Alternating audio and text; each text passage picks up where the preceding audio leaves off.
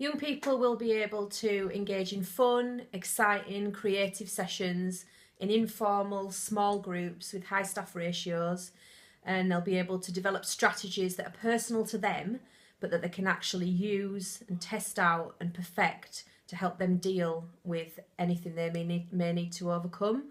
So this could be things such as anger management techniques, as learning how to be assertive, to manage peer pressure, a lot of things that young people tell us they face in their lives.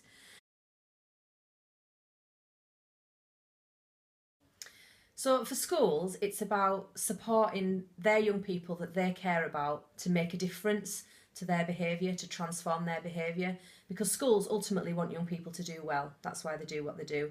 They want them to be able to achieve their GCSEs, the qualifications that are right for them. So if young people come to us on Transform, our aim is to get them ready to go back into school, to complete their GCSEs and to make the most out of as much time as they can in school. We can work with young people in Year 11 late on, and we will work with them to transform behaviour to get the best outcomes that they can. If we work with young people earlier in their school life, from Year 7 potentially, perhaps Year 8, 9, the longer we've got, the better chance we've got of getting those young people back into school, achieving some GCSEs and those outcomes for them and ultimately for the school.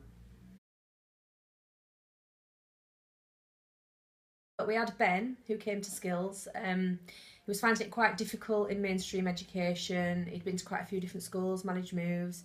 He was struggling to manage his anger, and he was getting very frustrated very quickly in group work sessions.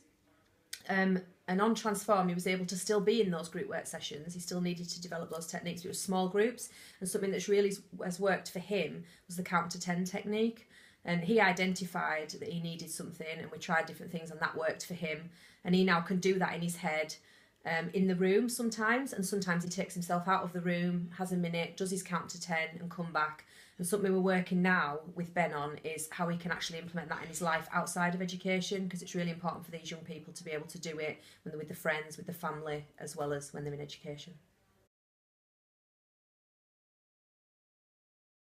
I think it is of benefit to the whole of society. It's of benefit to these young people individually and their schools, as we've established, to their families, to have a better home life, to be happier, for these young people to be able to go out and get jobs, be work ready, to sustain jobs, and to be able to contribute to their communities.